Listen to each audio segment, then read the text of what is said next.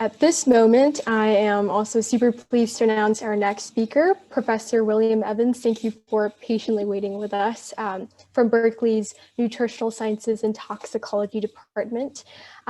He was actually the first to describe sarcopenia, which is the age-related loss of muscle mass and strength, and his work on aging has appeared on the New York Times, CBS, and more.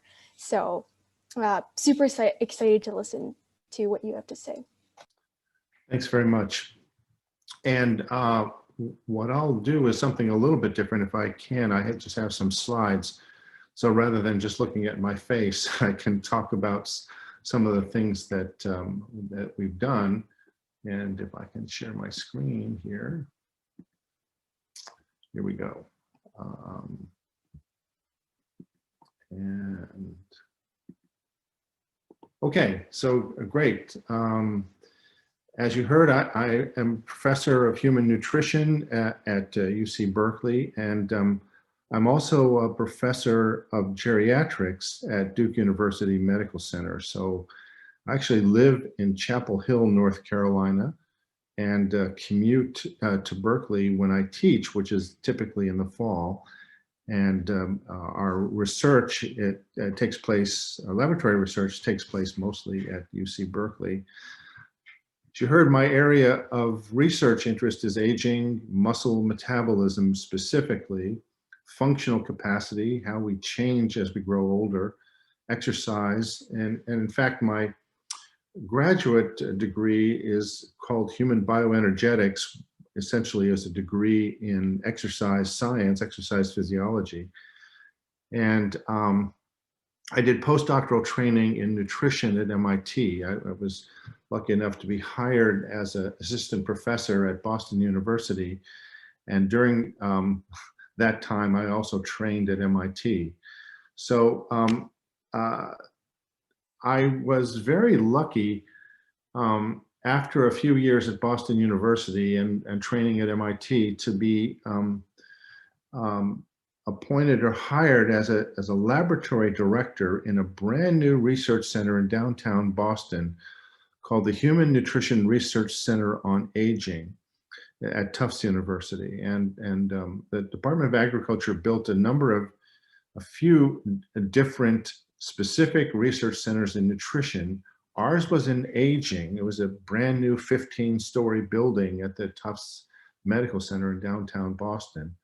And then my laboratory was the Human Physiology Laboratory. And the goal there was to hire people that had training in specific areas, not necessarily aging. And so I had done a lot of work with athletes. In fact, I was the nutrition and fitness consultant to the Boston Bruins ice hockey team and the New England Patriots. So I would measure the fitness and body fatness of the team members throughout the year and work with the trainers to suggest nutritional approaches to the sports and to determine who was in shape and who was out of shape. But aging was the area of great interest to me, and partly it's because it's something we all do. We all get older. It's the law. And some of us age better than others.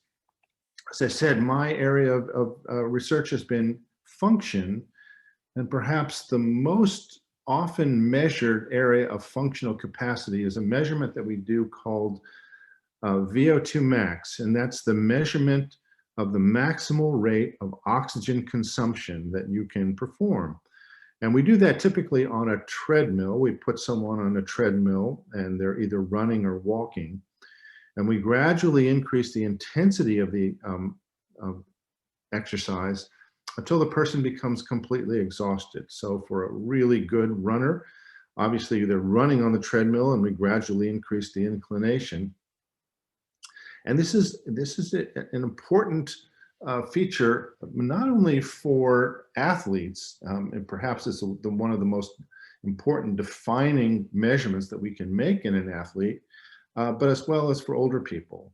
I've done a lot of measurements. Perhaps the highest maximal aerobic capacity that I've ever measured was as a graduate student, We measured the very best middle distance runner in the United States, perhaps in the world. His name was Steve Prefontaine, and he had an enormously high aerobic capacity.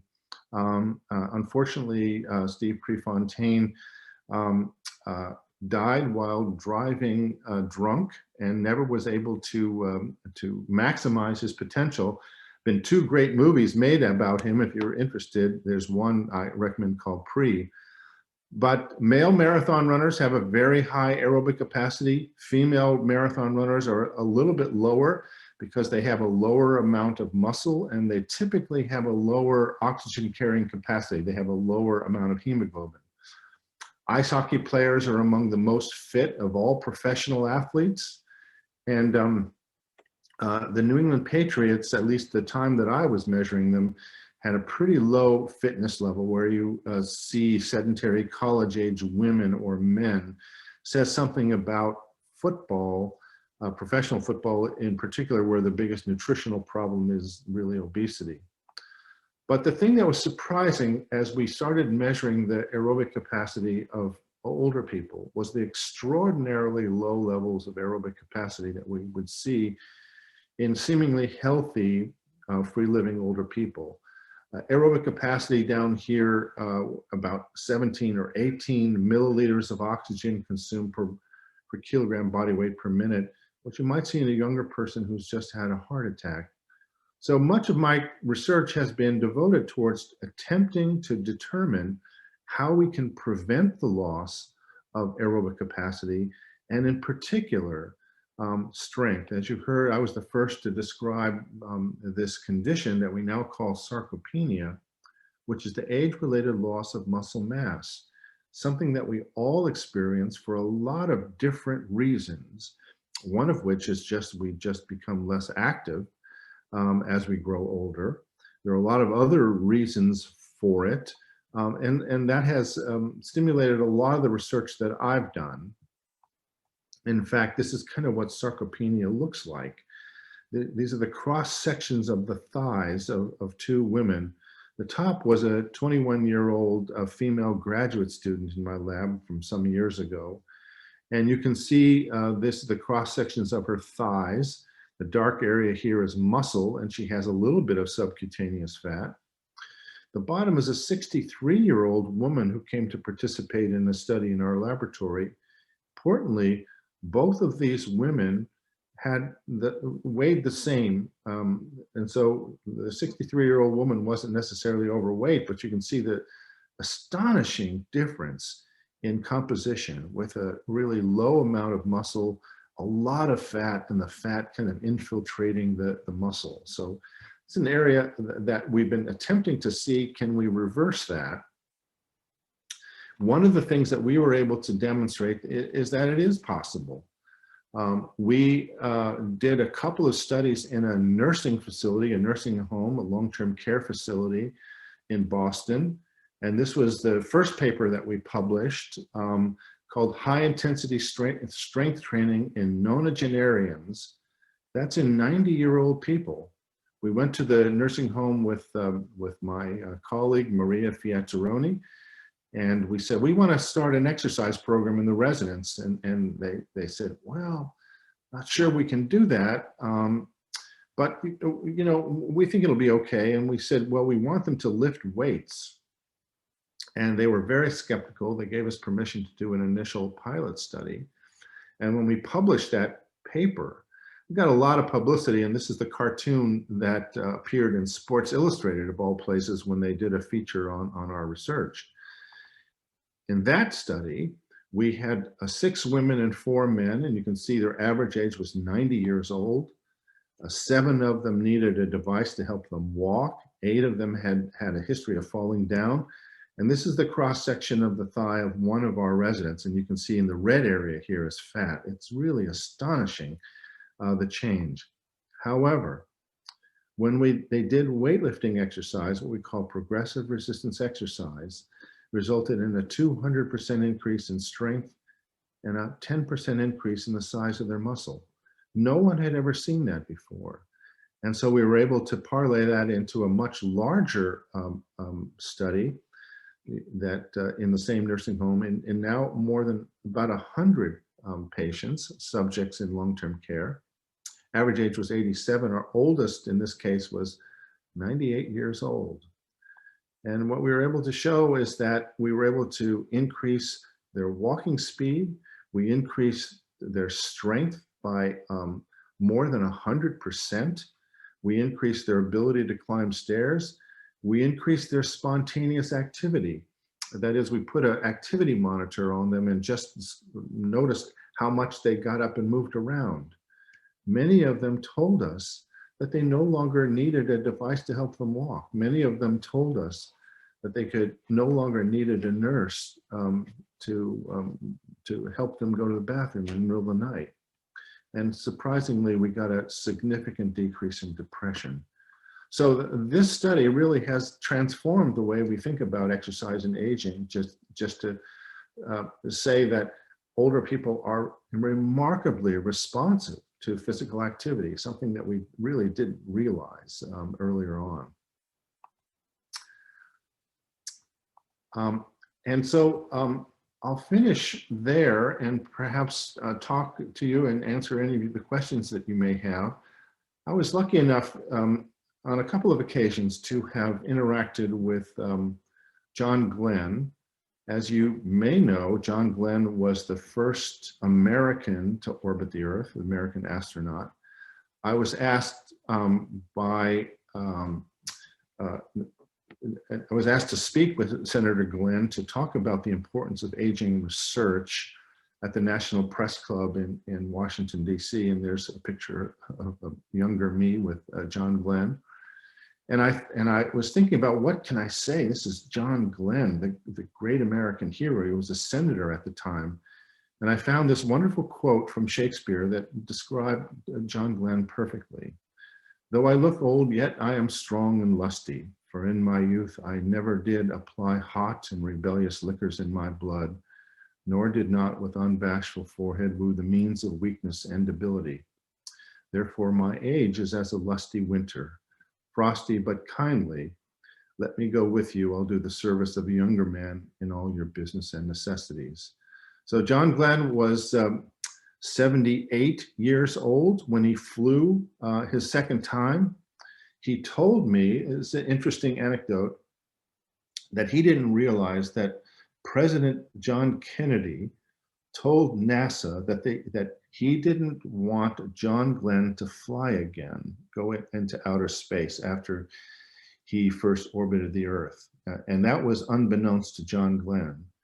And the reason was that he was afraid that if something ever happened to John Glenn, he was such a great American hero in the 1960s, that might mean the end of the space program.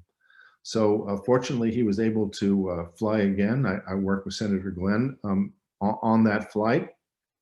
I've done a lot of work with NASA. In fact, I helped to design the Human Research Facility on the space station. And so I'm happy to talk to you. I've 2 books that are published. If you're interested in the sort of work that we've done, one called Biomarkers, and the other one is called AstroFit. It's not my name, my publisher liked that name. And then if you have any questions for me, this is my, these are my email addresses, bill.evans@duke.edu or william.evans@berkeley.edu. And I'm happy to finish and talk to you and answer any questions you may have. Yeah, thank you so much for going so into detail about it.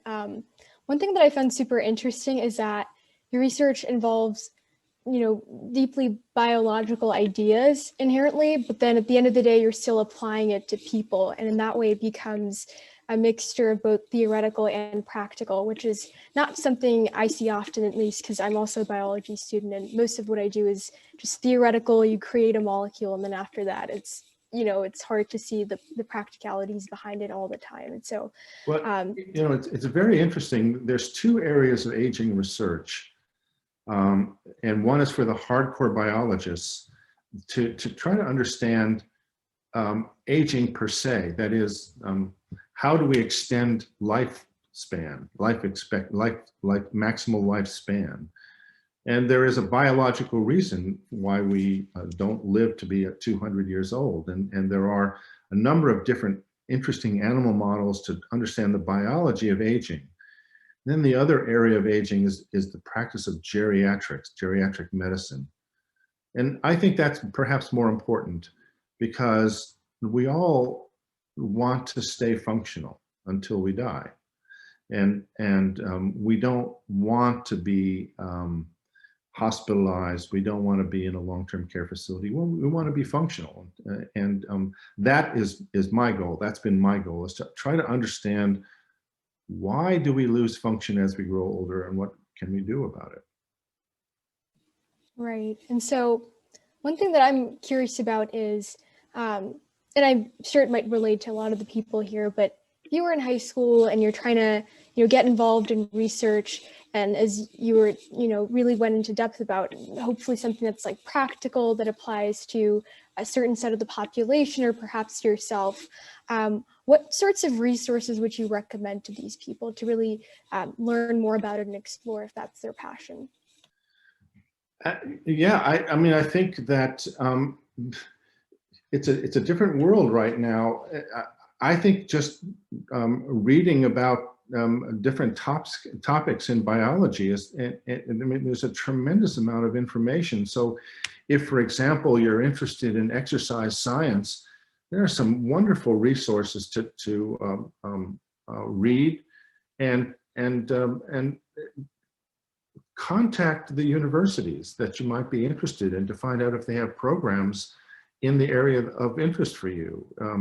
There are some fantastic programs in aging, undergraduate programs in exercise science.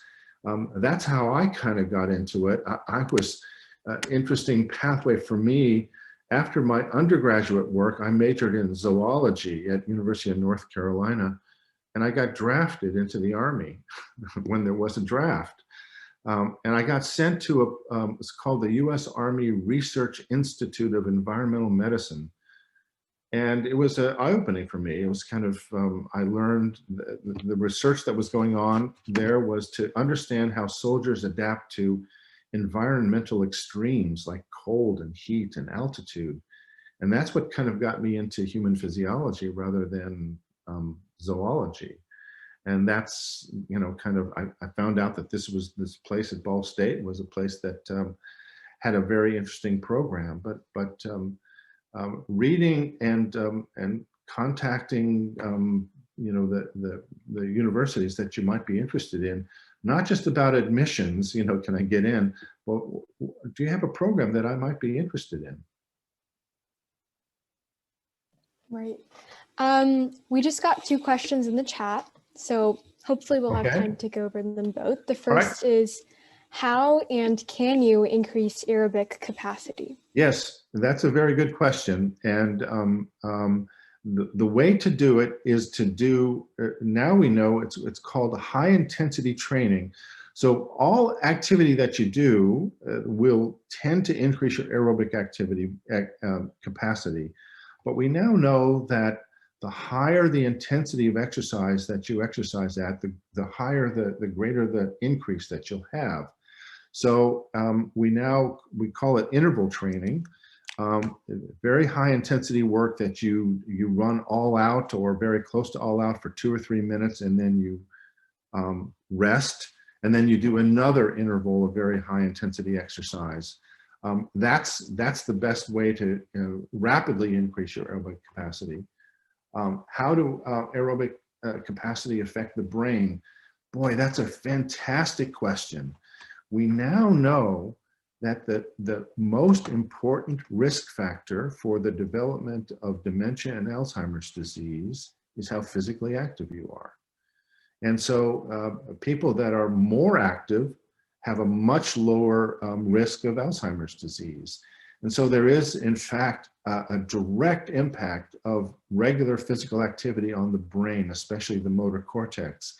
So the interaction between muscle and brain is incredibly interesting. And it is one of the tissues in our body in which there is a direct connection through what are called motor nerves from the brain to stimulate muscle and how they work. And so, you know, it has a number of effects on neural function, one of which I mentioned is that it decreases depression. It improves cognitive function. So there are a lot of really interesting and good effects of regular exercise on the brain.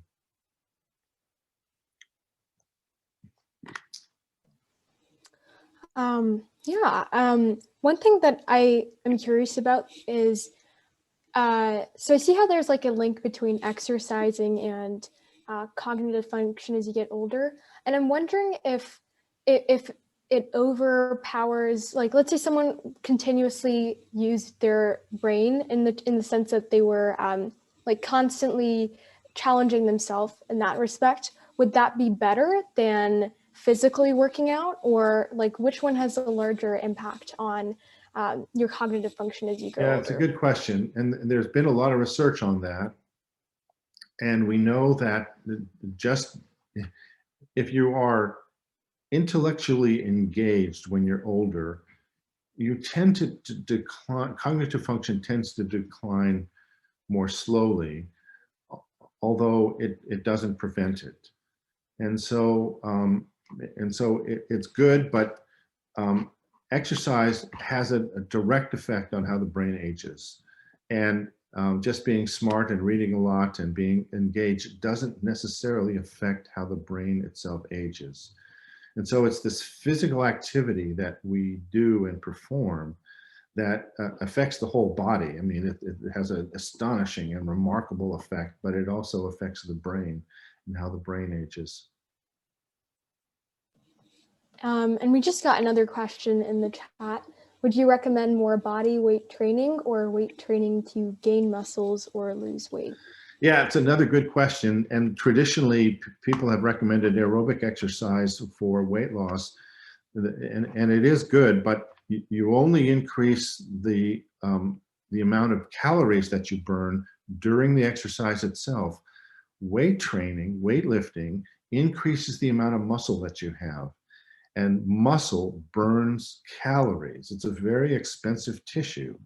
The greater your amount of muscle, the greater your metabolic rate.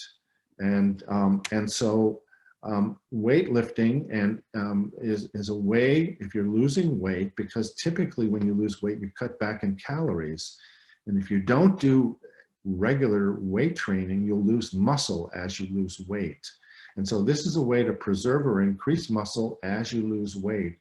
And you only need to do it really 3 days a week. You don't have to do it every day. So it really has a powerful effect on maintaining the amount of muscle that you have and losing fat, which is really what you want to do. Alrighty, wonderful. So thank you so much for being here. Thank you. Yeah, I really learned a lot from your presentation. So I want to thank you once again for really going into depth into it. Yeah. Thank you. Alrighty. Okay, so once again, thank you all for being here. This pretty much concludes our event. For those of you who are still awake, you know, we really hope you enjoyed this event. We hope to see you next month. And we're going to send out details regarding that event in a few weeks, and you'll receive that in the mail. And also, we just created an Instagram account. It's pretty recent. Hopefully, Sam's going to link that in the chat. If not, I will go ahead and do it. So no worries on that. Let me know if you can't, Sam. And yeah, I mean, thank you all for being here.